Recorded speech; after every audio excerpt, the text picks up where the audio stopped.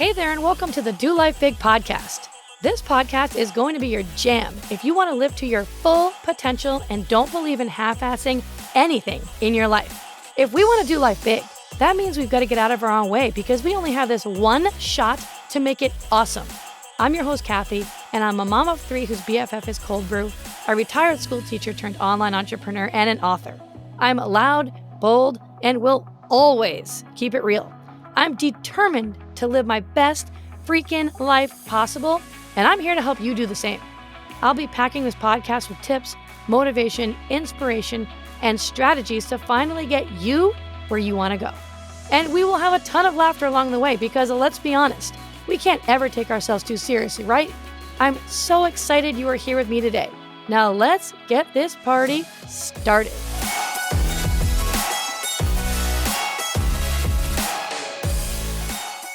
Hey, my friend, what is up? And welcome back to Do Life Big. I am pumped to have you here. I hope that you are doing fantastic. I sure am, and I am ready to dive right in today, and we're going to be talking about trusting your gut feeling. Ooh, right? And I say this all the time. Listen to your intuition. Trust that gut feeling that you have. I'm sure that you know what I'm talking about. And I've been living like this now for a long time, and I stopped and I thought, hey, you know what?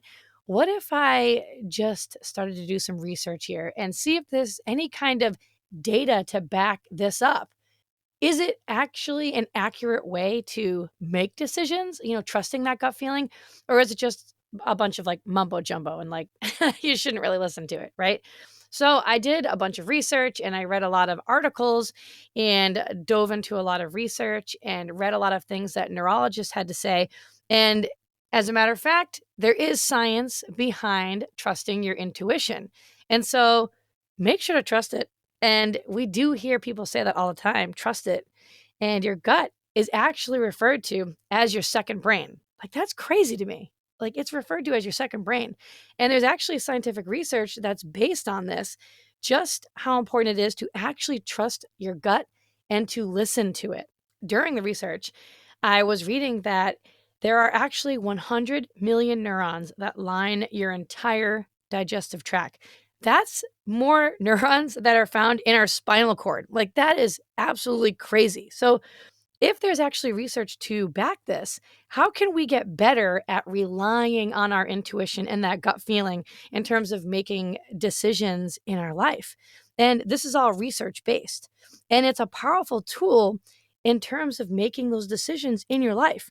Because, here's the thing. We're taught that we should just rely just solely on our brain and rely on our brain to make all of the decisions in our life, and that our feelings really can't be trusted, that our feelings aren't reliable. So just go with your brain, right? Use your brain to make the decisions. But have you ever heard that saying, the heart knows what the mind can't understand? Well, that's because the heart and the gut knows what the mind can't fully understand.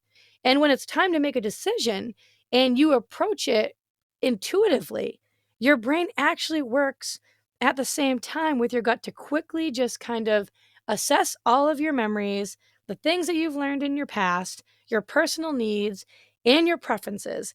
And then it makes the wisest and best decision given the context. So it's pretty neat because your gut functions as a separate nervous system from your actual nervous system.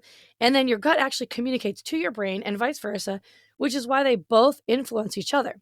And so this is why when we think about someone or something, we can actually get that feeling of butterflies, right? Like where you feel, I'm getting butterflies, right? That's how that happens. That feeling that you get when you're nervous or you're excited, or we've all felt that pit in our stomach as we think about what to do in a certain situation. It's because your gut is actually feeling something. So why doesn't anyone really talk about this and how to make this actually work better for you? So here's the thing. Intuition and your intuition is just like a muscle, which is a good thing because it means that it can be strengthened with practice. So that means that even if you don't really rely on your intuition ever, but you want to, that you can strengthen that muscle and you can start to practice it so that you can get better and better at it because it's important that you do. But before we do that, you need to be able to distinguish between feeling fear and your gut feeling. And here's the thing.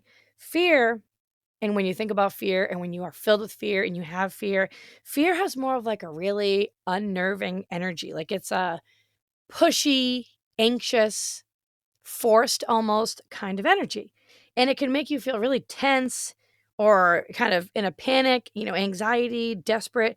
And it also has a lot of self critical thoughts revolved around it. This is where you start to have all those critical thoughts about yourself in your mind, which makes you want to hide or really just compromise who you really are as a person. That's fear.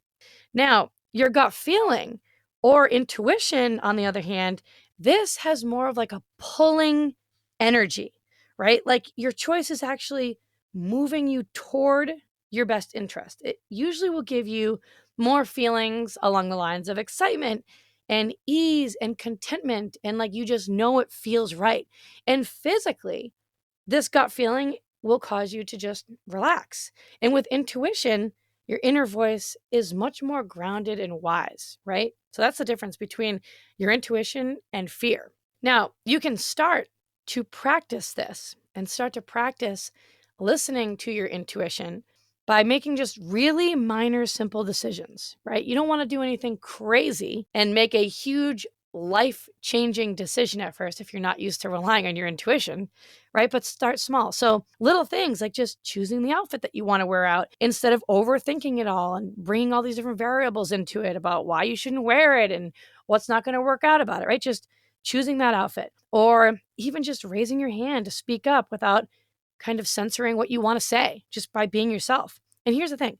When you first start using your intuition, your decisions aren't going to come quickly at first. They aren't because it's new to you, so it's going to take time. It will be slow in the beginning, and that's okay. But each time you make these decisions, really step back, and I want you to think about how you feel about it. How do you feel about it?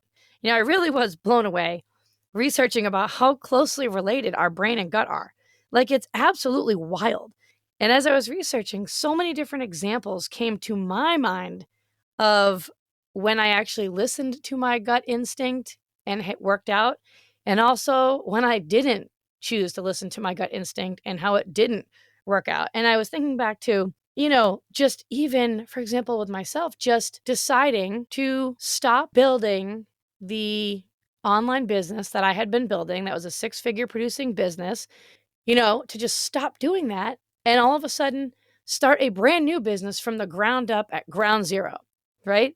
My intuition, even though that other way was like the safe way, right? And the comfortable way, and people would probably be like, oh my God, what are you doing? My intuition was pointing me in another direction, and it's worked out really well. And it was a good decision. I listened to my intuition, right? But then I can also think back to another time where I didn't listen to my intuition and I really, really regretted it. Right. And I'm sure that you can think of a time where you listened to your gut instinct too. And then other times when you didn't. And those times that you don't listen, oh man, it always comes back to bite you right in the ass, doesn't it? It's like, oh God, I knew I shouldn't have done that. Right? I should have listened. I had that feeling and I totally ignored it. So maybe what we should try to do is take a step back and think, hey, how am I feeling physically in my body right now about this? Right? Just giving ourselves a second here. And obviously, yes, you should always ask yourself, okay, well, what do I think about this? And not just rely on your gut feeling, right? Like, what am I thinking about this? But what is even more important than that is asking yourself, well, how do I feel about this? How do I feel about it? Right? So you want to use both of these to make your decisions, your brain and your intuition, to make the best decisions for you throughout your life. And when we get a gut feeling about someone or something, we should learn to pay attention to it because the gut feeling can be our body's way of just saying that this is what we should be doing, or don't go this way, don't trust this person, this could be potential danger, etc., all that. And your gut can actually pick up on these things quicker than your brain can.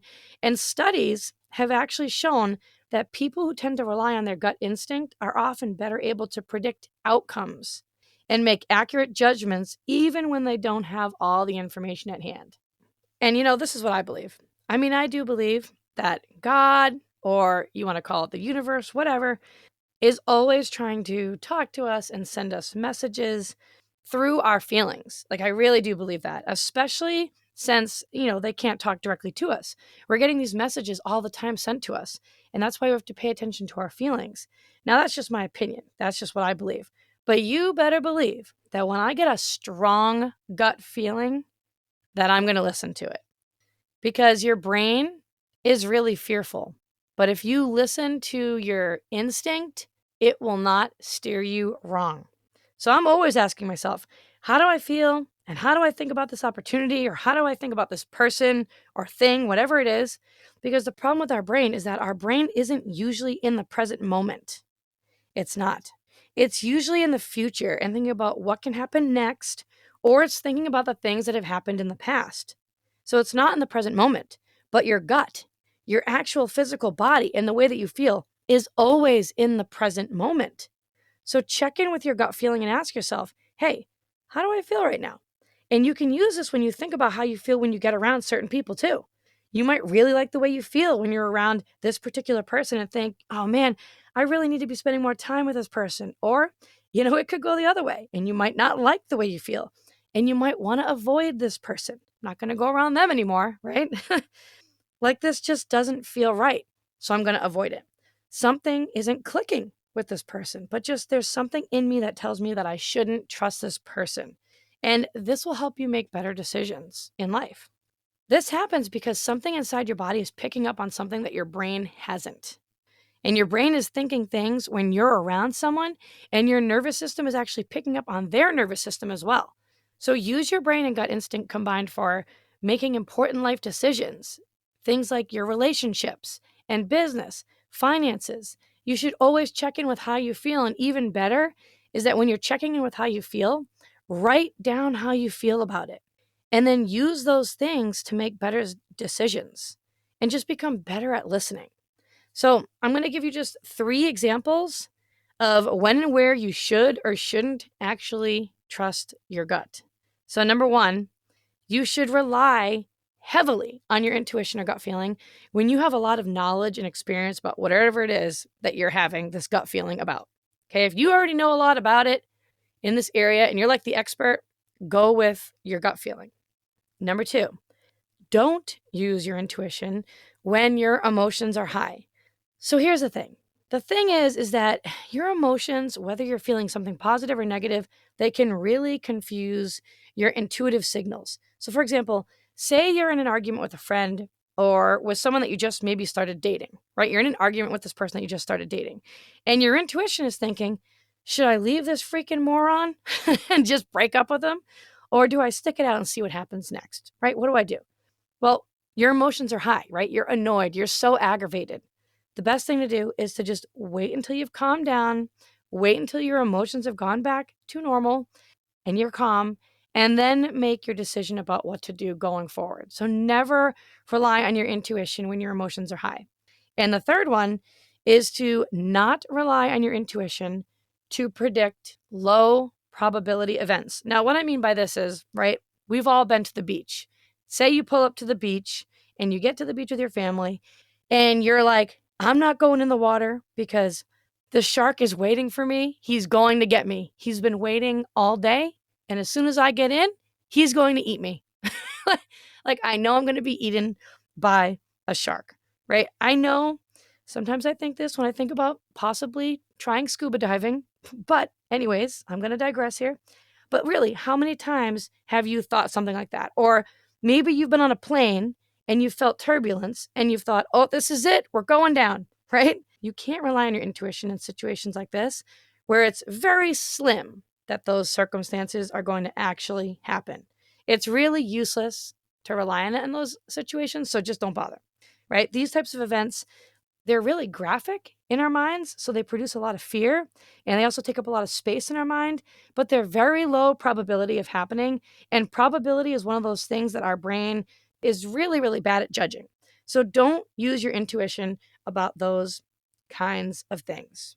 All right, so I hope that you enjoyed today's episode about listening to your intuition, your gut feeling, and I hope that you learn to tune into it a little bit more and not only just use your brain, but also use that gut feeling to make decisions for yourself. I hope that you remember to kind of take a step back and always ask yourself, hey, How do I feel about this right now? What am I thinking?